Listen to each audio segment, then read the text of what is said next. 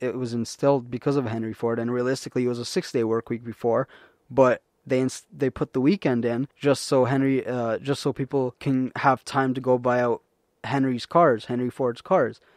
And once I realized that, it was like a big key thing. It was like, yeah, this world really all the system and all these puzzle pieces were all really put together by people no smarter than you and I. And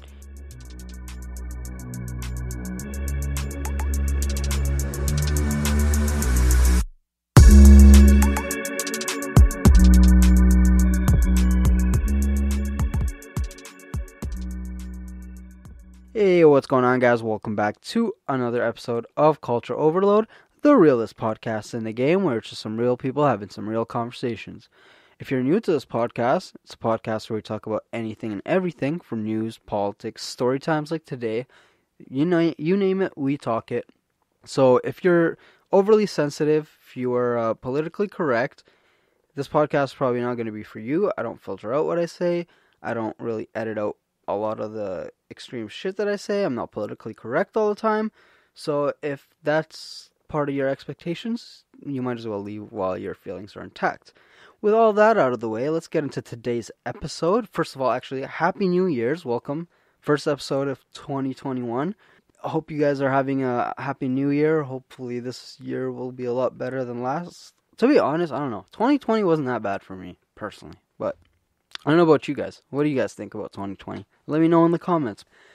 With all that out of the way, let's get into today's episode. It's actually a continuation of last week's episode. If you tuned into that, I talked about my childhood and life in the ghetto and while I grew up in Lebanon. I also talked about my life during the war, when war broke out in Lebanon, and then having to sneak across borders. So if you haven't listened to that, I would recommend you go listen to that before this one, because this is kind of a continuation of that one. So yeah, in that one, we talked kind of about the background before coming to Canada.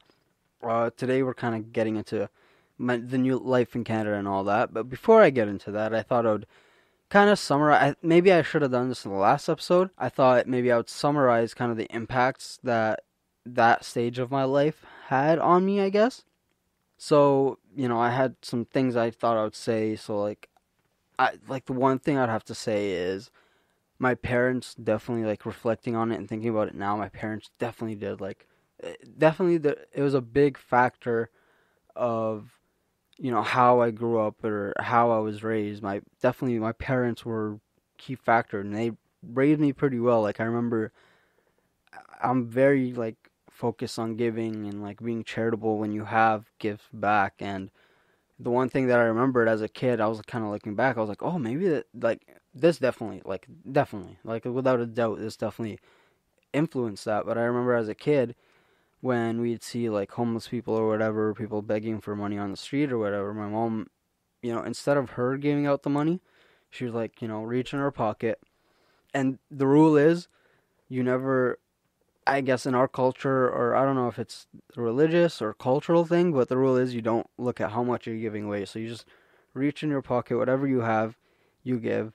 Obviously, not a $50 bill there, but if it's some change or whatever, you don't count it or whatever, you give it away. But instead of her giving it away, she used to give it to me to give to them as that, extra step. And it did make me feel good.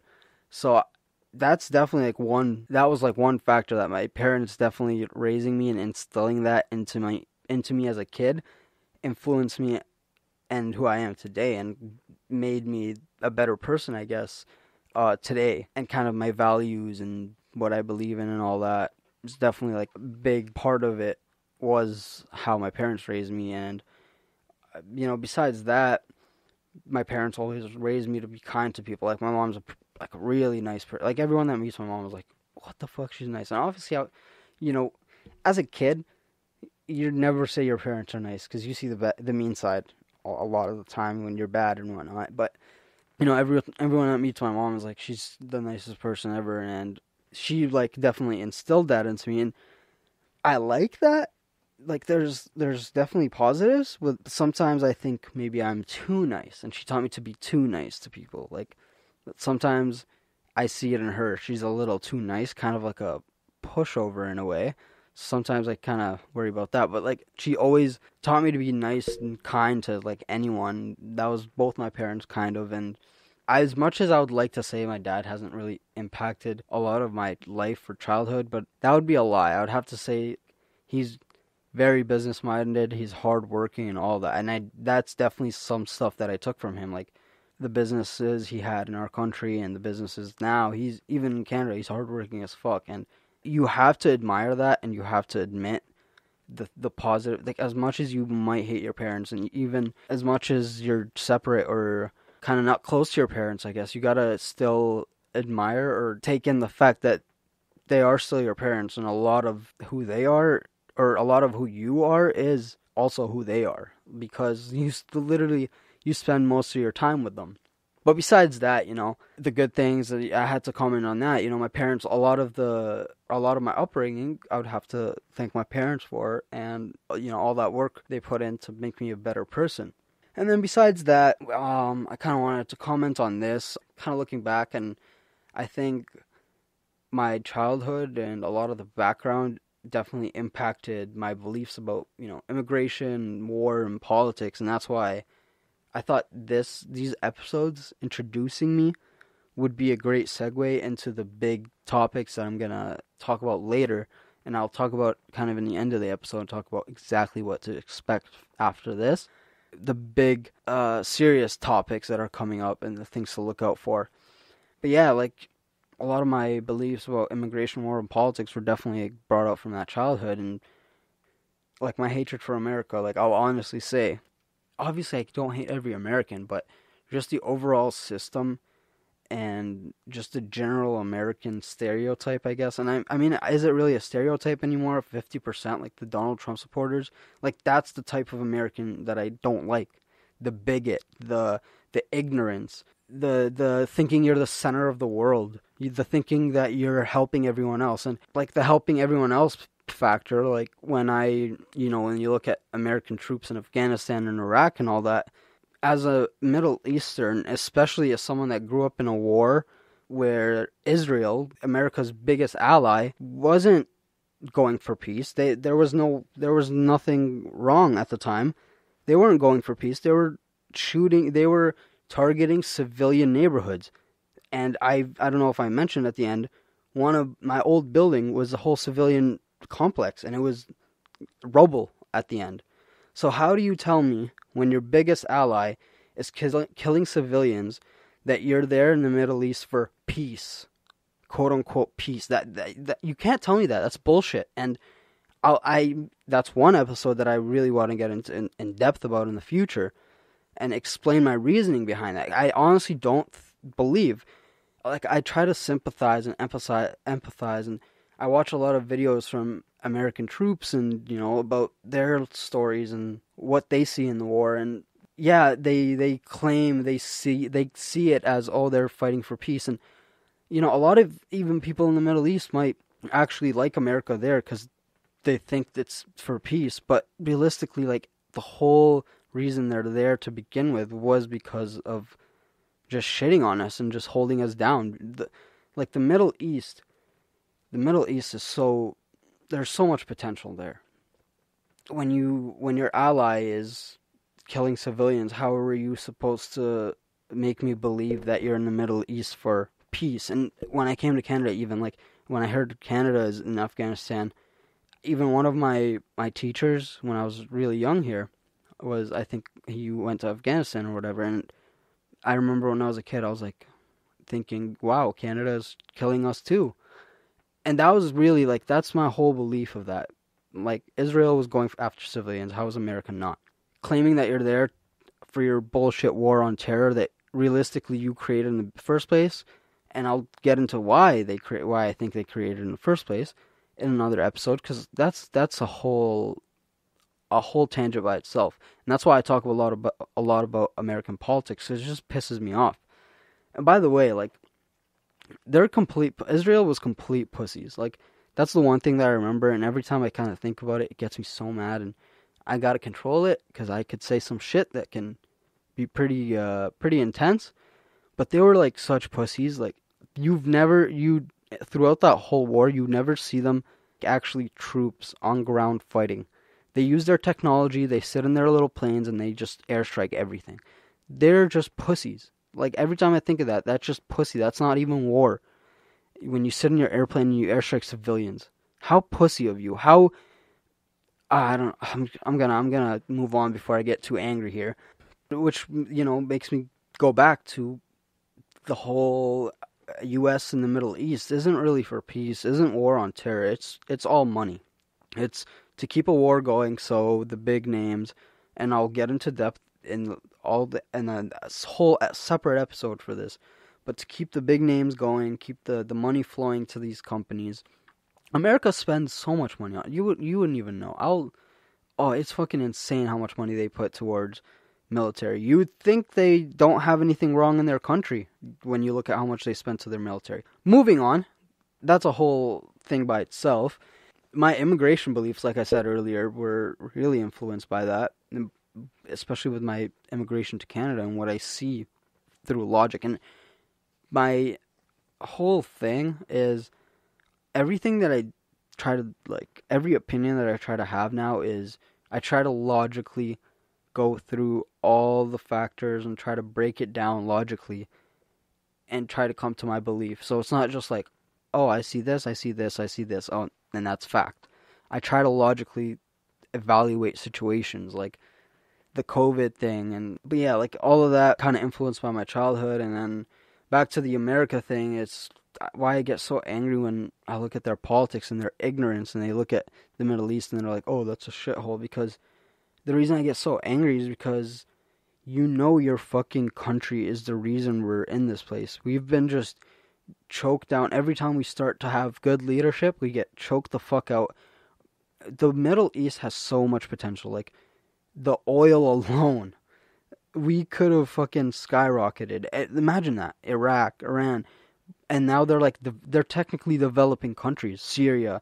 The Middle East has so much potential, but when America plays in our politics and puts all these stupid ass puppets in place, it chokes us out. There's no growth when you have a shitty fucking leader like Donald Trump. But that's why, honestly, all this shit that's going on in America now, and I stayed away from looking at American politics, but I was out to get food earlier, and I saw like there was whole riots going on right now, and people broke into the Capitol because of the whole Donald Trump election. And to me, honestly, part of me is angry, and then the other part is I'm honestly kind of here laughing. And I think a lot of people in the Middle East are right now, or a lot of people who have had their politics played with by America. By the way, not only Middle East, Latin America too, South America. America is a scumbag when it comes to this shit. That's why I hate their shit so much. And when their people think they're the center of the world and, oh, our country's the greatest. Well, yeah, the country's the greatest when you fucking choke out every other country that has potential. Yeah, no shit, you're gonna be the greatest. Like, fuck. It just gets me so angry. Going back to that, part of me laughs right now when I see all this bullshit in American politics. I'm like, funny, because now you know how it is to be us. You know how it is for people to play in our politics, to put in stupid leaders and then play with our democracies, our non-existent democracies. But anyways, that's why, overall, my childhood kind of is why I'm so against, bigotry and taking advantage of the weak and taking advantage of people. That's why I'm so against that now. It's probably a lot because of my childhood. And, I'm angry towards people cheating their way to the top and picking money over humanity. That's why a lot of these things really hit to the core. And I guess it was my childhood. As I feel like as I've grown, and I think maybe when I was younger too, it's just as I've grown, I've started to realize it more and harness it more, I guess. But using that anger towards motivating me to do a change, using all that anger and bottling it to fuel me to work hard, because when I'm successful, when I have money, I can then change things. And I realize that's actually an important perspective. I'm not going to just sit here and complain about things. I'm not going to sit here and be like, taxes are too high, or this and that and this and that. I'm going to try to, like, insurance. You hear me complain about insurance. I'm not just complaining. I'm trying to figure out ways to change the system and trying to figure out a way to get somewhere that I can. And I think that's an important perspective, because a lot of people just sit there and they think they can't make that bigger change. Well, yeah, maybe you can't directly right away, but maybe you can do other things in your life that then give you power to do that change. And that's my whole philosophy with how I want to build my life. And I think a good segue into the rest of this episode is, and a good explanation for that belief, is this one quote that I seen from Steve Jobs. And it was, when I saw it, it was basically like, bro, that's exactly what I think. So I'm going to share it because I think it's really important, and that, a lot of people should really consider having this mentality, or try to have this mentality. And here, I found the quote here, and like I said, it's by Steve Jobs, and it's really old. I think it was from an interview or whatnot. But so the quote is, when you grow up, you tend to get told that the world is the way it is, and that your life is just to live your life inside the world. Try not to bash into the walls too much. Try to have a nice family, have fun, save a little money. But life, that's a very limited life. Life can be much broader once you discover one simple fact. And that is, everything around you that you call life was made up by people that were no smarter than you. And you can change it. You can influence it. You can build your own things that other people can use. And the minute that you understand that you can actually push in, something pops out, and something pops out the other side, that you can change it, you can mold it, that's maybe the most important thing, is to shake off this erroneous notion that life is there and you're just going to live in it, versus embrace it, change it, improve it, make your mark upon it. I think that's very important. And however you learn that, once you learn it, you're going to want to change life and make it better, because it's messed up in a lot of ways. And like every time I read it, it's literally exactly what I feel, and it's exactly what I think most of you should really have this quote down and read it over and over again when you see the world around you is a piece of shit. Just worry about, and I kind of guess ties in with the stoicism thing that I've mentioned over and over again. And it's just worrying about, what can you change? How can I change this bullshit? And that you can do it. You're like he said, and that's the biggest key point of it, is I realized, when I was looking at why do we have a 5-day week? Or 5-day work week? Why do we have daylight savings? And when you research the 5-day week was really Henry Ford, and it was just at the beginning of the Industrial Revolution, and we haven't adapted. Yes, our technology has innovated so much, but yet in our simplest way, we haven't adapted. And the daylight savings was just a wartime thing, just to save electricity at the time. And when, only those two things. I mean, there's a lot of other things, but just looking at those two things, when I noticed, the 5-day work week doesn't work with how we work now. It's obviously not. And it's been like every single corporation, every single place, it's like a 5-day work week. And once I realized, this was something that it was instilled because of Henry Ford, and realistically it was a 6-day work week before, but they put the weekend in just so people can have time to go buy out Henry Ford's cars. And once I realized that, it was like a big key thing. It was like, yeah, this world really was all the system, and all these puzzle pieces were all really put together by people no smarter than you and I. And when you look at our people in our government, when you see how they treat or how they go about with certain decisions, you're like, yeah, these people are fucking dumb. I can make a better decision. And I guess a lot of people can think that way, but I feel like the key thing is, you need to know that realistically, any aspect of this life, you can really change it. You just got to figure out how. And I guess in my situation, I've realized that I need to make as much money as possible, start as many businesses as possible, so then I can use that money and start organizations. I mean, I guess this is really fucking stupid at this point, but my as a last case scenario, as you know, I said I hate insurance companies. Literally, as a last case scenario, if I have enough money, I can start a nonprofit insurance company some way or another.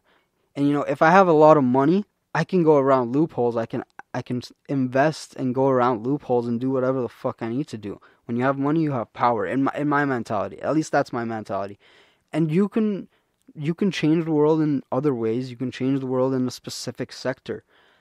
And I guess I'm just rambling on, and I still didn't even get into actual nitty gritty of today's episode. But I think that's a big identifier of my belief and how I base my life from now on, I guess, and my ambitions and really my goals. I have so many goals that I can't even keep track of. And maybe that's a bad thing, but I don't know.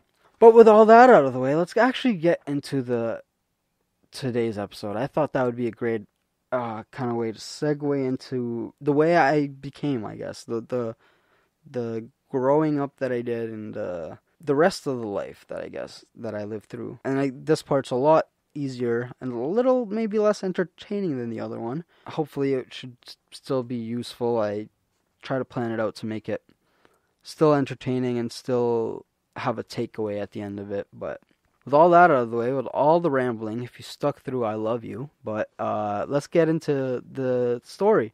The structure of it's going to be, first I'll starting the new life in Canada and kind of just immigrating here, the rest of my childhood and growing up, so like adjusting to Canada, and then high school, kind of who I was, and then a stage in my life where I basically had to rebuild myself because I realized I was so far away from the true self that I was. And that was when I started discovering my passions and try to figure out my beliefs and ambitions and all that. So now that we got the structure, what to look forward to, let's just get right in. So let's start off immigrating to Canada. So this part makes me think so much about my philosophy about life choices. Like, it's so crazy how life works because you can literally just make the slightest different choice and it can change a whole outcome. Like, maybe you got invited to, let's say, go out with a friend, and on the way there you got in a life accident. You got in a car accident. Let's say you said no that day. Let's say it was a life-changing accident or whatever. Let's say you didn't feel like going and you said no that day. That whole thing has a different it's so crazy how choices in life, it's like a big game. Life is really like a big role-playing game with infinite possibilities almost. And that's the crazy part about it. That's a crazy life part. So, what does choices and that philosophy of choices have to do with anything with your story? So, first, I mentioned something about the building that was completely destroyed at the end. And the one thing is, like, imagine we hadn't moved out of that building. What would have happened? Like, I think we moved out like a year or two before the war broke out, but that one little life choice, we moved out.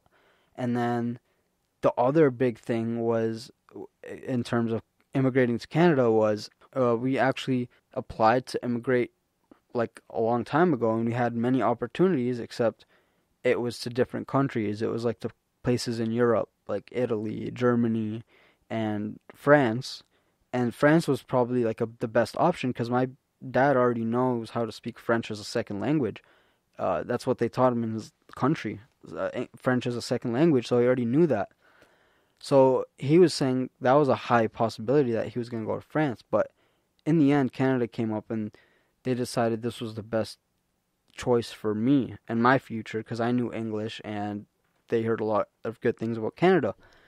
But that whole dilemma right there just makes me think of how crazy life is, like how crazy it works. Like, what if my parents had not chosen to come to Canada? How different would my life be? Would I be a podcast host right now? Would I even be studying architecture? Where would I be right now? It's just crazy to think about. And I don't know if you've ever thought about it, but I really if you want to have your brain going on a wild trip without shrooms or drugs, just start thinking about that. Think about one little choice that could have changed something complete. I feel like even the littlest choices have a big impact on the overall outcome of things. That's just my belief, and that was just based off of the choice of moving to Canada instead of anywhere else, and the fact that we chose to move out just a couple of years before the war broke out and our whole house was destroyed. Segueing into that, yeah, we decided to come to Canada, and we were originally, so the reason we were immigrating is my dad was, because I mentioned he was very politically outspoken. He was wanted by basically every Arab government. So we were basically applying for like a refugee asylum. I think they call political asylum refugee or something like that. Something along the lines of that. And, we had all these options, but then we ended up taking Canada. So we came as political asylum refugees or whatever you call it. So we came to Canada. And when we first came, we landed in Peterson Airport, Toronto, and we started living. We first lived in this place. It was like a reception house right across from Victoria Park in our city.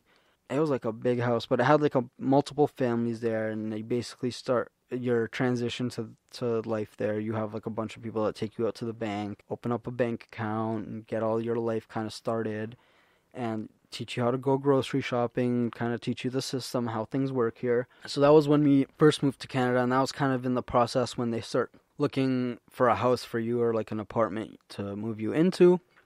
So then we get moved into this one apartment, which right now is probably the ghettoest place in my city. I didn't even realize it was that bad growing up, but now that I look at it, it's kind of bad. So we ended up moving there, and realistically in Canada, I only lived in two places, and it was in the same city. Once in that building, and then ended up moving later on. But that was kind of my first start there, and that was when I started elementary school. That was when I started school in Canada, and it was at that house. And I remember feeling, it was like, so when you come here, you're kind of on welfare. Your parents don't have a job or anything. I remember when I came here, I felt like an alien again. I remember mentioning that when I went to Syria and meeting my mom's family for the first time. I felt like kind of like an alien. Everyone's kind of looking at me and shit like that. And that was kind of the same thing when I started school here. Everyone was like, who's this fucking fob-ass kid in our class? Does this guy know English? Poke him with a stick. Is he alive? Kind of like that. It kind of felt like that when I first came here. Like I said, I kind of knew English ahead of time. I learned English in Lebanon, and they teach you pretty well English. So when I actually came here, I actually didn't have to go into ESL at all. And for those of you that don't know, those of you out of the country, ESL is like a class called English Second Language or English as a Second Language. And it's basically just those immigrant kids transitioning to Canada, and basically just teaches them like the basics of English and kind of catches them up in terms of like the Canadian education and all that. But I guess I had a pretty good education coming up. Like I said, my parents were teachers, so I had free schooling there, free private education. So my education was pretty good leading up to here. So I just was thrown right into classes. And I remember I even came in grade 3. For those of you that are in my province in Canada, in grade 3, 6, and 9, I think, they do like this big test, EQAO, they call it. And I remember I just did that, just like all the other kids. Like, I remember I was like an alien, but I remember I made a friend right away. The thing is, like, my whole life, I hadn't really had trouble making friends, but I made a friend right away. He was also an immigrant, though. So, like, the first time on the walk back, we lived in the same building, same floor, same everything. And we were both FOB. He came from Bangladesh. I still, like, have contact with him, but I feel like if he listens to this episode, he might remember. But so we were both immigrant, both kind of starting new. He came from Bangladesh, came from Syria. And we were friends, kind of walking home on the first day of school. And mind you, like, we're immigrants. We don't know shit about how life is here. In our country, like, affection like that is like normal. It's not gay or whatever. We're fucking little toddler boys walking home holding hands, and everyone's looking at us like, oh, they gay, but we didn't think much of it because we're immigrant. That's kind of normal to us, like, in our countries and all that. So I remember that was like the one big thing when I was a kid. And then another story. So I didn't know any of the swear words. Obviously, they're not going to teach you that in elementary school in Lebanon. So I didn't know all the swear words, and I made friends with these kind of bad kids, I would say. So, like I said, like throughout my childhood, I never had trouble making friends. People tend to just kind of gravitate towards me, even though I was such a shy kid. I was quiet and all that. People just gravitated towards me, and I don't know if in grade 3 these people gravitated towards me for the right reasons, or they were just like, oh, this immigrant kid, let's see what we can, like, he's wild, he's out from the wild, let's see what we can do with him, or see what he's up to, or whatnot. But I remember making these friends, and I guess they were somewhat bad kids for the age. Like, that was the first time I stole. They taught me how to steal, stayed out late, all that shit that I never really did before coming to Canada. But so I made friends with these kids, and I guess they were just, that was also the first time I got introduced like hip hop and music here in Canada. Fun fact, the first song that I was introduced to was Kiss Kiss by Chris Brown. Fun fact, just in case you want to know. But going back to the story now, so these kids kind of like, I made friends with them kind of, and started kind of hanging out, but I didn't know the swear words, right?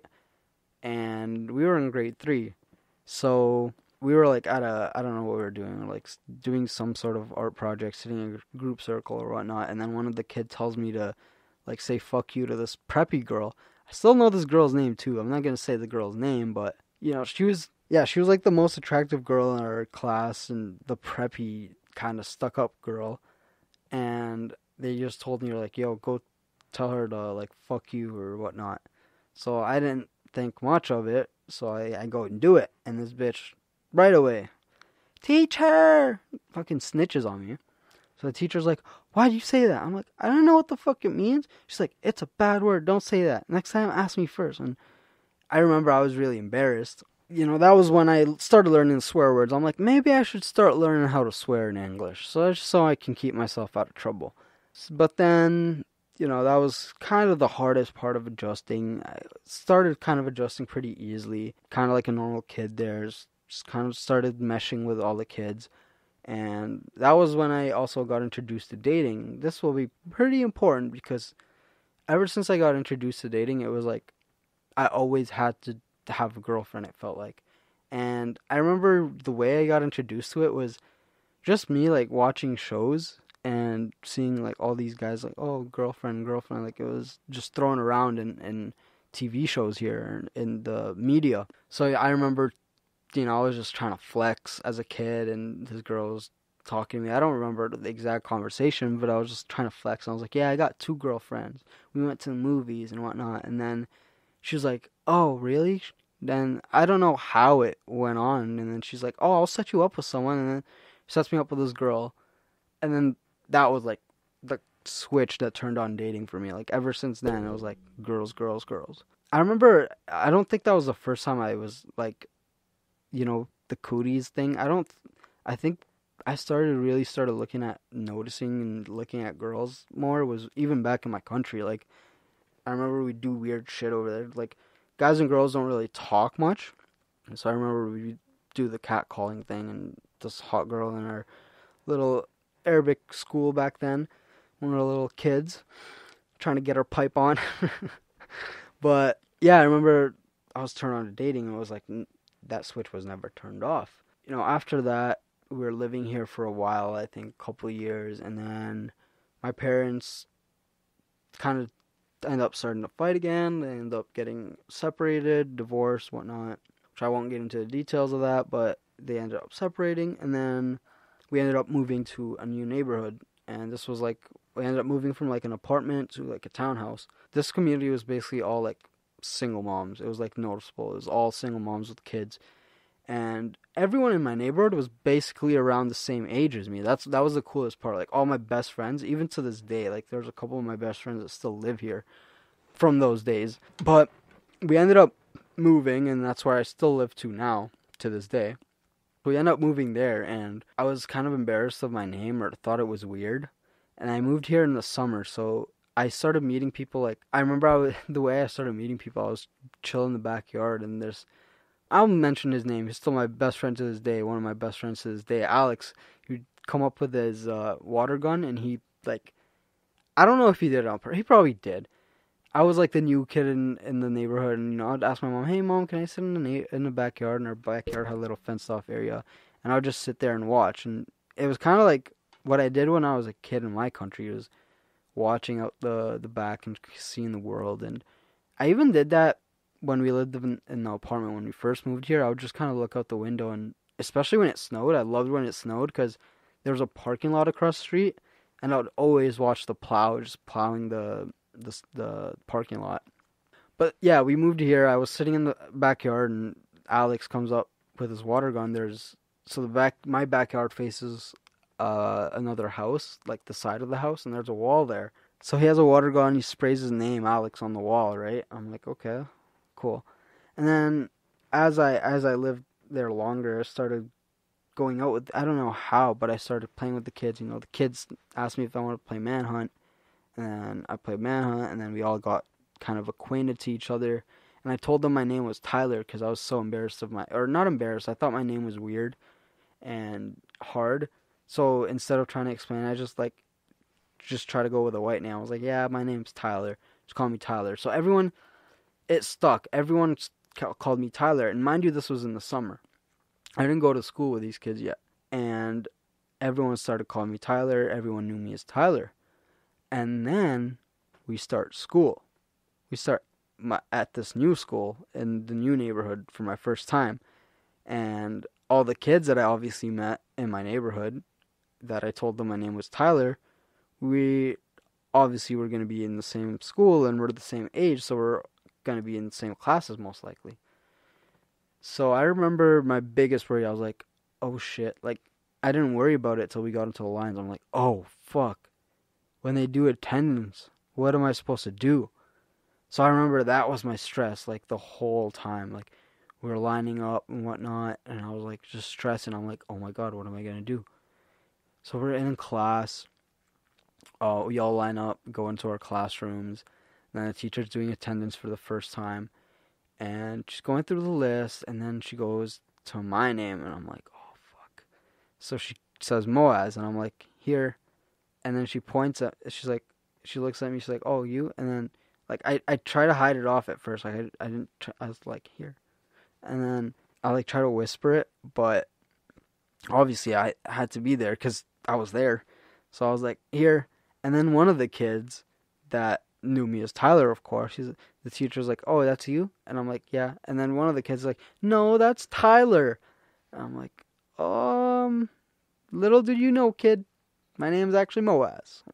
I actually don't remember how I broke the news. I think I just said it in front of the whole class. I don't remember. But at one point I think some people still called me Tyler for a while till my actual name started catching on.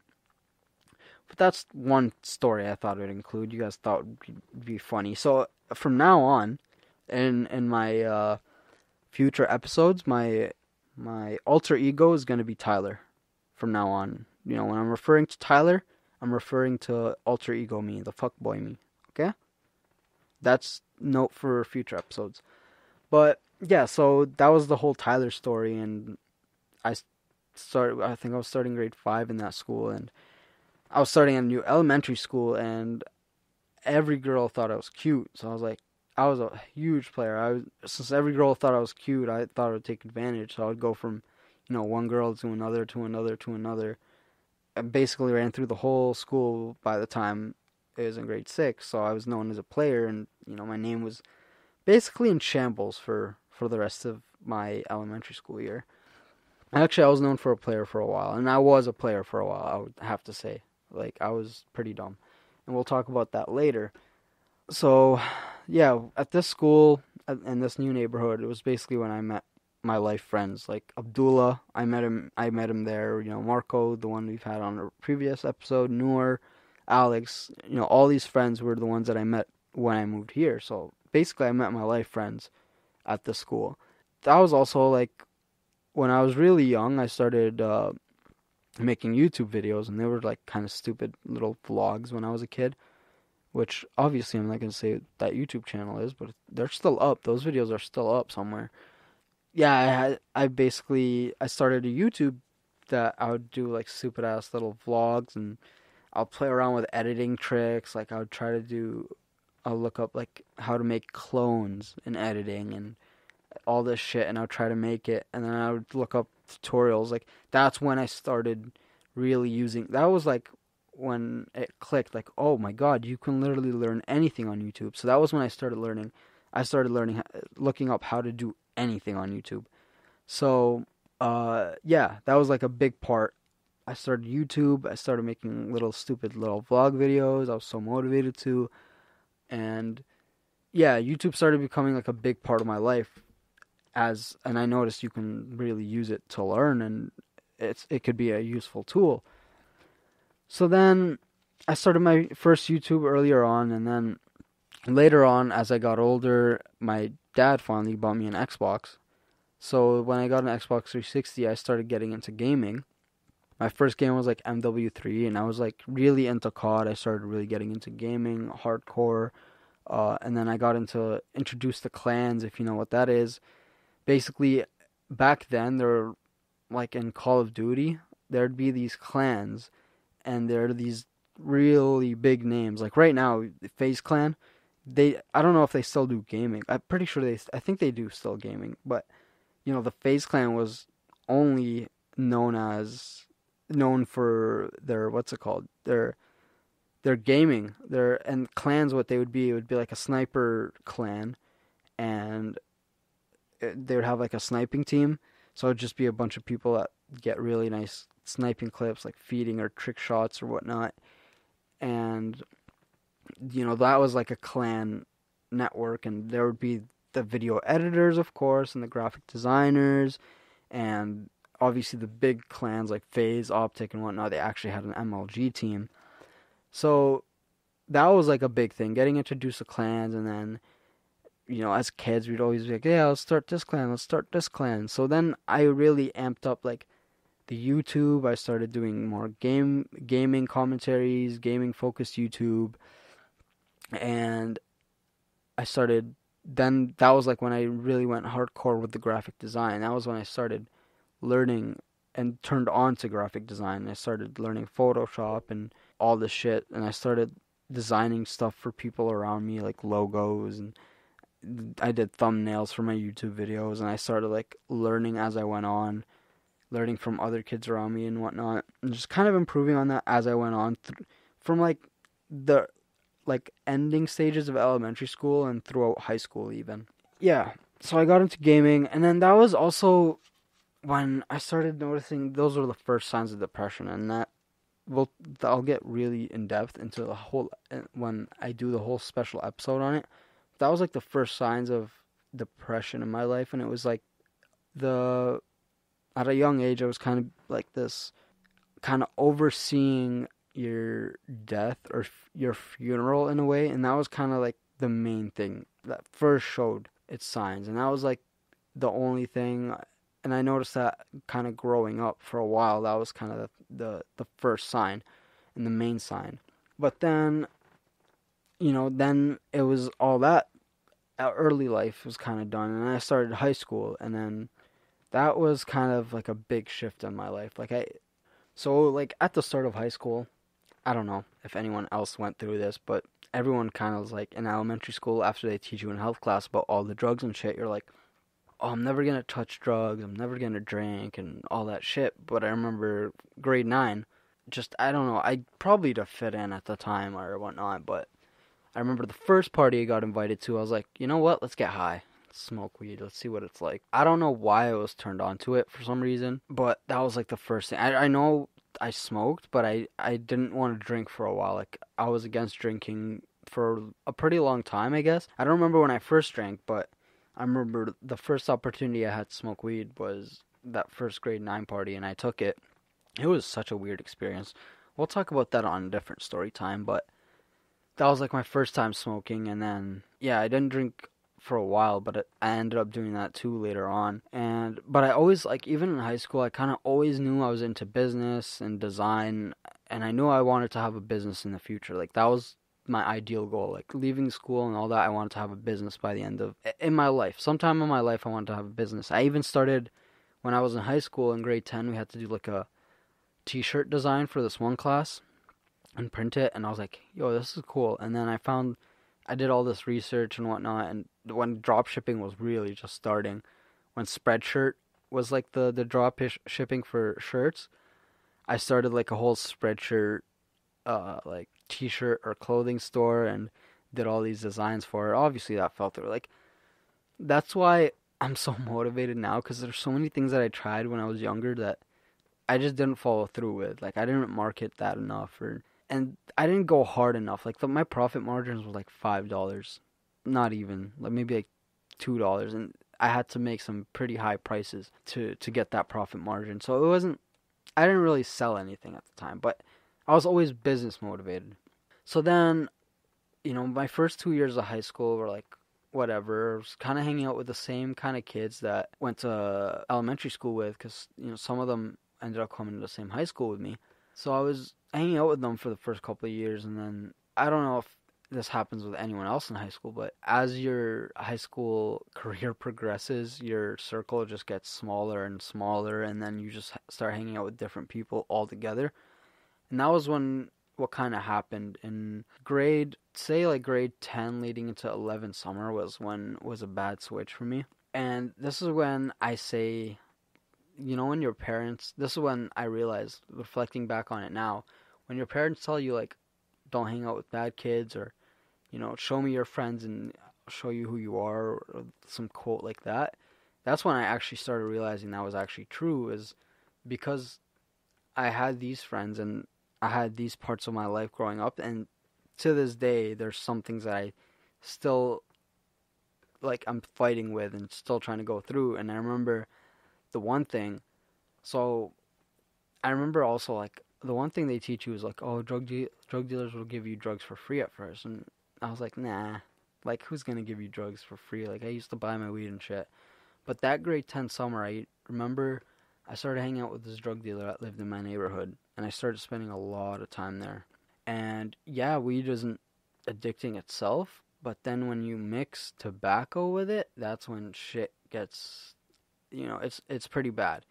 And what ended up happening was, when I first started hanging out there, they would just grind up weed. They'd have the grinder there to be like, serve yourself, have however much you want. They turned you onto this habit of poppers, and then you get hooked onto this kind of habit. And then this dealer was just like, every time we'd hang out, and I don't know why I hang out with them. It was so pointless, but summer, you don't really have anything to do.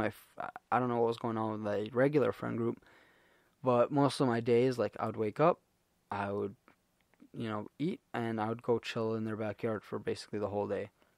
And, we'd just smoke up during the day, just literally just do brainless shit. That was like when I really was not myself. I was so against what I believed in and who I wanted to become. So they first gave you this shit for free and get you hooked on it, and then after a while, like, out of nowhere, it's like, you start having to buy the shit, and then you just buy it over and over again, and then you just get hooked on. I also remember that summer, so then when we got back into school, I was basically a whole different person.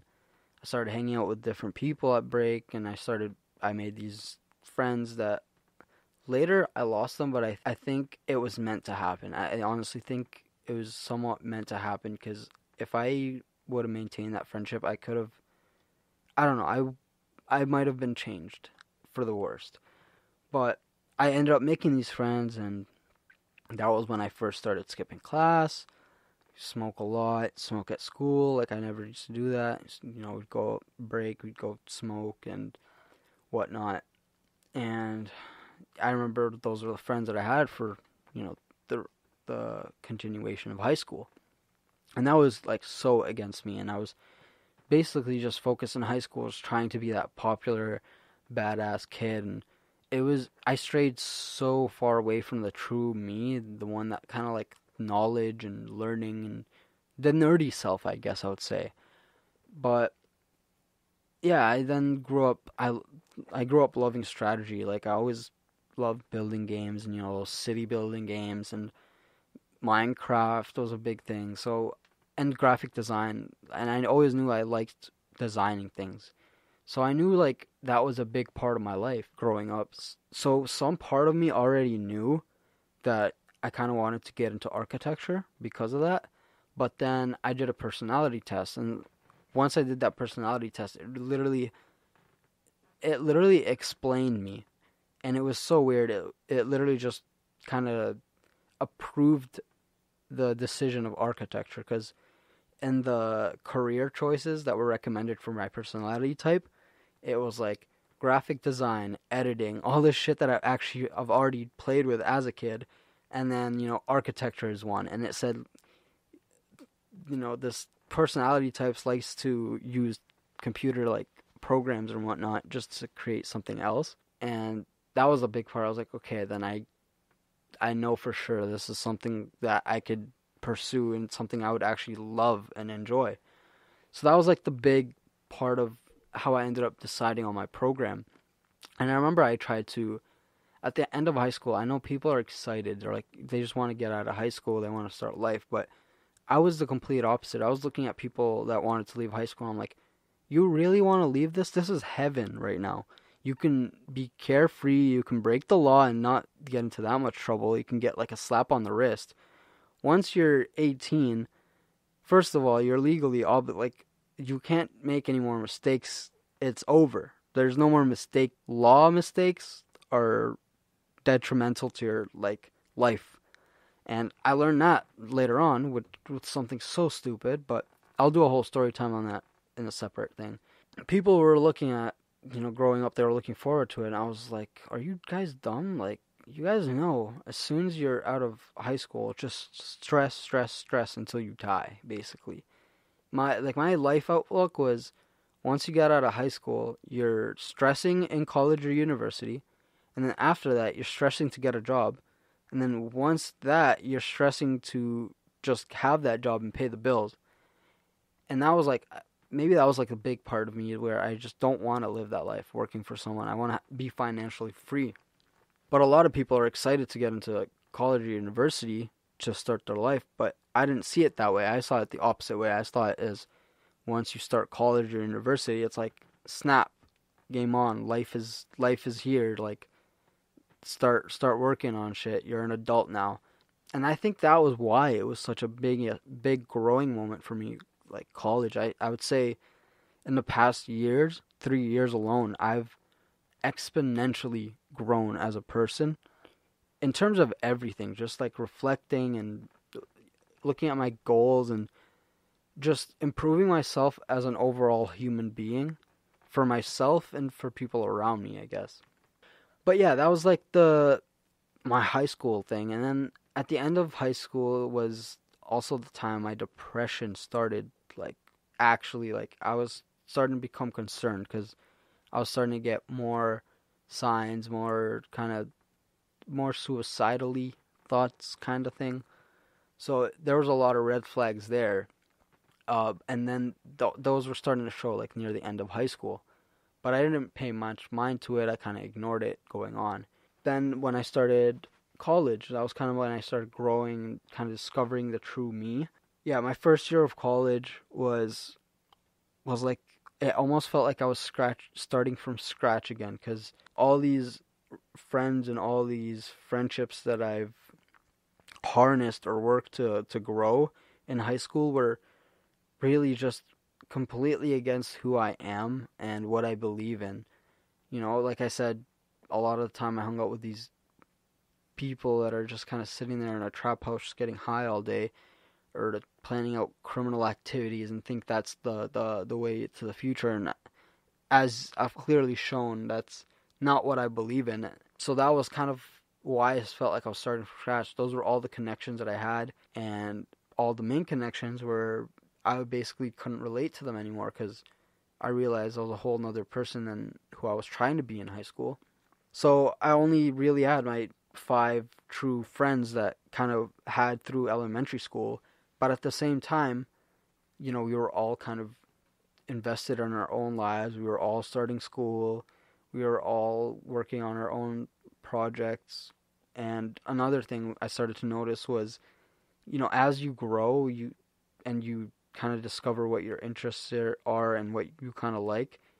I started noticing that, the whole friend group all at once isn't all on the same page. Like, it's only like one or two people that like camping, and then one or two people that actually like going out and doing shit. Like, there's the certain people that'll do anything, and then there's the people that are kind of that criticize everything in the friend group. So then I realized, like, yes, these are, I'm not gonna deny it, these are good friends, but I realized that I actually needed to grow. Like, I can't just rely on these 5 friends to fill up this whole time. And then I started like taking in that, okay, it was like a start from scratch. I needed to build new relationships, and to this day I don't think I've actually built any new, like, I've made like maybe one or two close friends, but it's still something I struggle with to till this day. Like, how do you find, I feel like I'm getting closer to it, but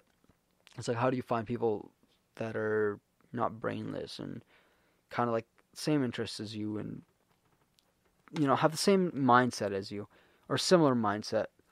So that was kind of like when I started college. It was, having to start over again in terms of relationships, in terms of interests, in terms of everything. I also, like I said, I lost touch with everyone I kind of knew from like before in high school and all that. And I don't know if it was on purpose mostly, or if it was a mental health thing, because my first year of college was when my mental health, like, I was okay, like, I can't deny that there's something actually up and I got to deal with it. It was my first year of college, and it was when my mental health symptoms actually like turned physical, and there was no other explanation other than mental health, is when I took it seriously. And I'll talk about that in a mental health episode, just to keep this one short. But that was also when the mental health was like, okay, yeah, it's something, so I gotta worry about that. And then, yeah, like, over the past years, like I said, I've just grown exponentially, and just, I'm not gonna say like I'm done growing. Like, this is why I think I'm gonna keep this part short, because there's some beliefs that I'm, set on, and know for sure, but I'm still growing as a person, still kind of refining my beliefs and opinions and philosophies, I guess, about life. But yeah, that's something I continue to just kind of grow and overcome.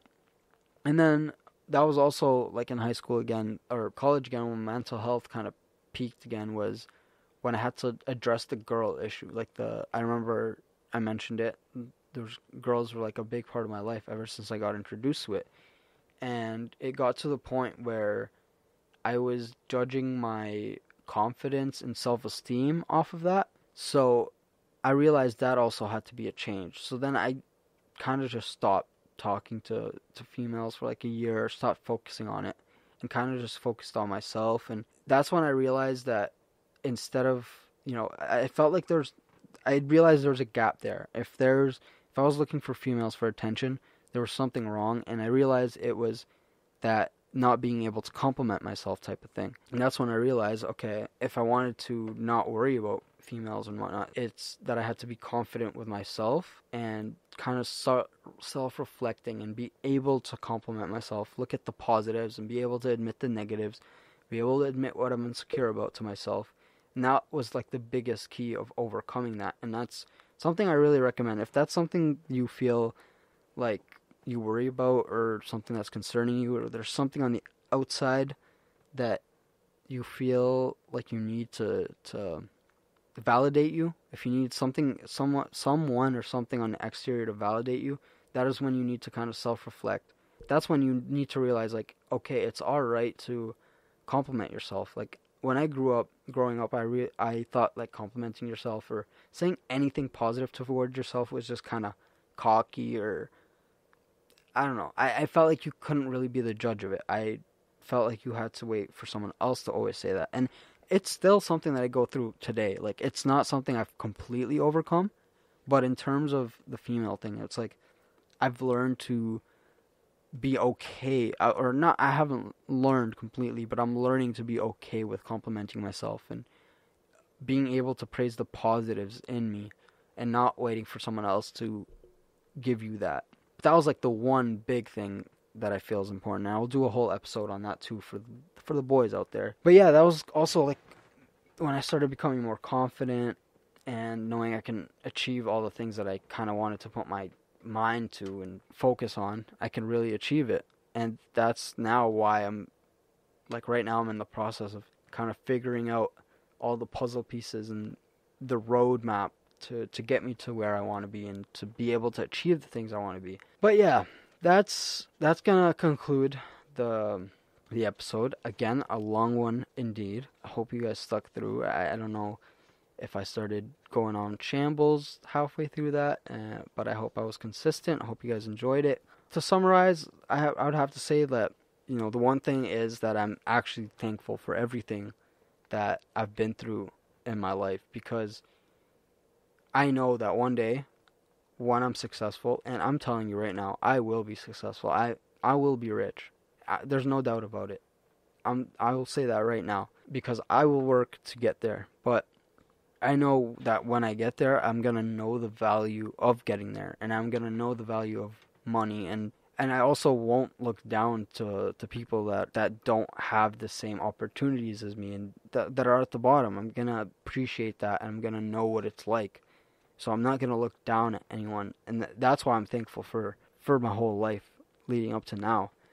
I thought it would be a good segue, an introduction to kind of get that all out of the way, kind of give you an introduction to me, and get you guys to know the background of me and my story up to now. You know, my opinions and kind of everything based off of my childhood. I thought it would be important to mention all that before I get into all the big topics that I have planned, because a lot of my opinions could be based on my childhood. I just wanted to leave it clear out there. Yeah, like I've mentioned, the topics that I said earlier I was going to mention at the end, the topics that I have planned after this story time segment is, misconceptions about immigration, misconceptions about welfare, life with depression, discovering your passions and true self, and one for the guys kind of specifically on how to become more confident and not rely on, outside attention and whatnot. But, those are some of the big episodes that I have, big topic episodes that I have planned for the future. So if you want to stay tuned for those, stick around. Make sure to subscribe wherever you're on. Make sure to follow us on Instagram at culture.overload. And now we have a YouTube clips channel if you want some little clips here and there from our old episodes. You can check out Culture Overload clips on YouTube. Make sure to subscribe to that. But yeah, thanks for tuning in to another episode of Culture Overload. That's been it for this one, and I'll catch you on the next one. Peace.